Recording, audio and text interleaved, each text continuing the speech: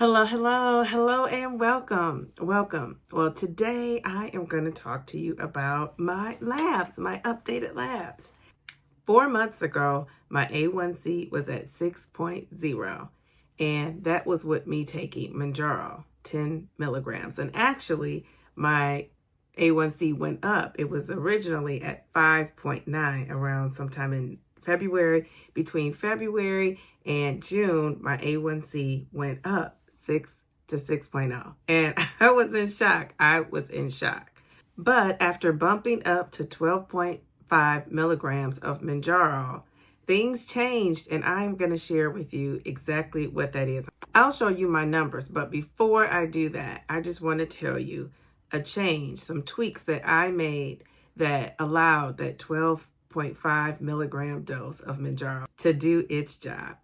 I thought taking Mounjaro would just automatically drop my numbers. I had no idea that it would not. And when I think about it and take into consideration some things that were happening with me, first going through perimenopause symptoms and then menopause and on to being postmenopausal.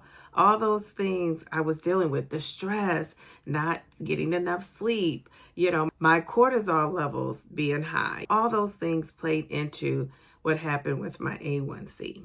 And of course, I will add what I was eating, and all those things played a role. My A1C did come out of the diabetic range, but it was hovering in the pre-diabetic range for so long.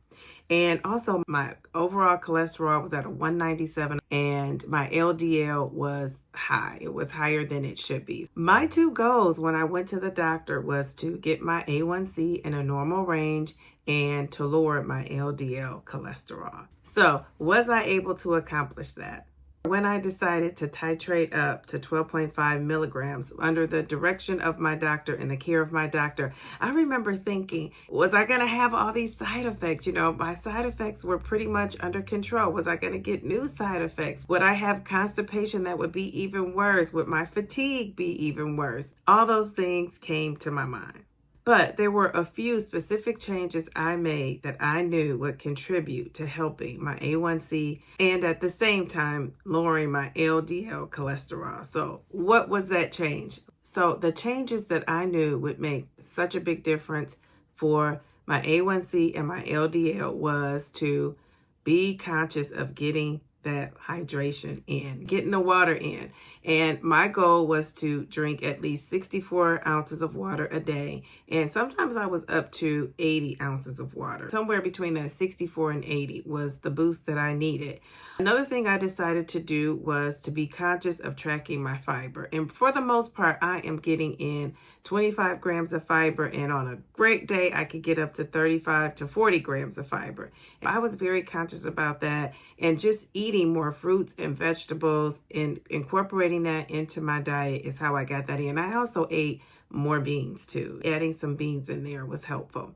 And I'm going to tell you the last thing I did that I really think supported my lab work and my journey on 12.5 milligrams is getting in that protein. Now, I try to get in between 90 and 120 grams of protein. My doctor recommended 80. I knew that I wanted that extra boost because I'm also strength training and that protein feeds the muscle. So I wanted to get a little bit more than the doctor recommended. So my goal is to get between 90 and 120. And I am not a protein girl. I am not. When I started this journey, that's probably one of the toughest things I knew would be ahead of me is prioritizing protein, getting in the protein first. I am a carb girl. Well, I would say I'm going to stop saying I'm a carb girl. I still love my carbs. I'm onto the healthier carbs now. But I would choose a sweet potato over a piece of chicken any day. But I've learned to prioritize that chicken and eat the protein first. One thing I know for sure that's true for most people, now that there's never an all, but for most people, if you're eating more protein, you're feeling full, you're feeling satiated. So that's less of a chance that you're going to be filling up on other things. So those are some of the quick little tweaks that I did. And let me show you that it absolutely paid off. So let's talk numbers. When I walked into that doctor's office, I was a little nervous. I was not prepared for the results that I got. I was prepared for my A1C to go down just a little bit. I was hoping to get at least back to that 5.9, but ideally 5.7. I started off in June of 2025. My A1C was 6.0, which is the pre-diabetic range.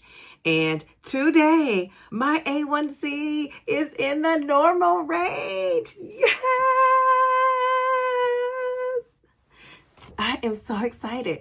My A1C is at 5.6%. So that puts me in the normal range. And I wasn't expecting that. I was shocked and my doctor was shocked. I mean, we all were just shocked and excited.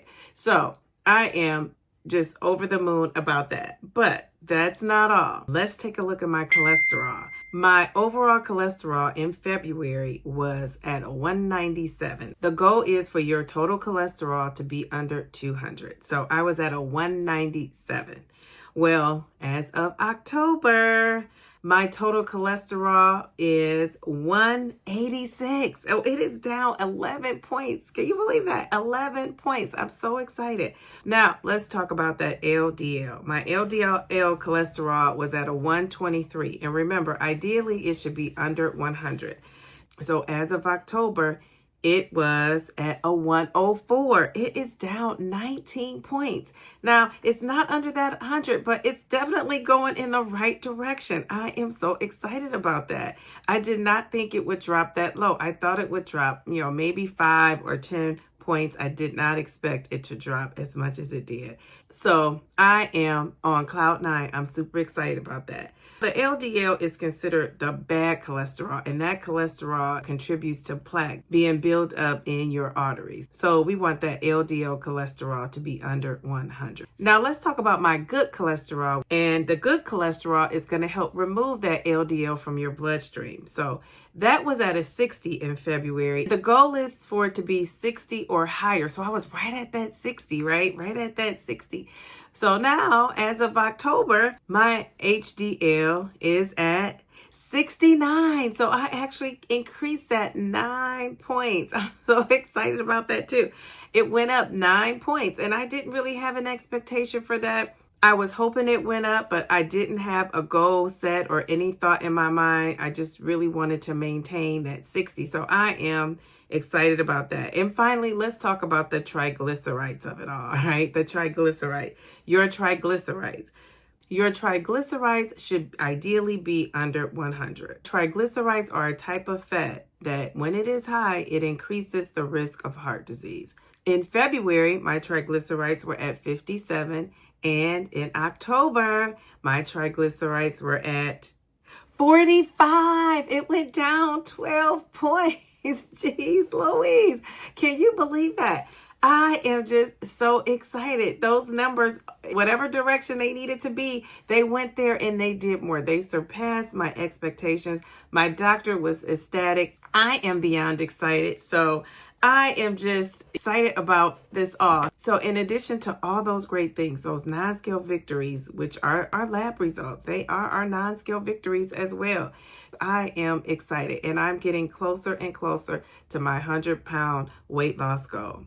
So that Mounjaro 12.5 milligrams did its job. And it's not the only thing that worked. It also was those habits, those systems that I have in place, things that I tweaked that allowed me to work with the Mounjaro 12.5 to meet my goal. So I am in the normal range. Now that my A1C is in the normal range, my goal is to keep it there. Now that my LDL cholesterol has gone down, my goal is to bring it down even more under 100. So I wanted to focus on the story behind these numbers. I don't want to focus on the scale at all in this video. I just want you to feel confident to go get your labs. And when you see that improvement, I want you to celebrate no matter how big or how small, because we have come a long way and we can't do this. We can do this. We are doing this. How about that? So I just want to remind you to track your habits, stay consistent,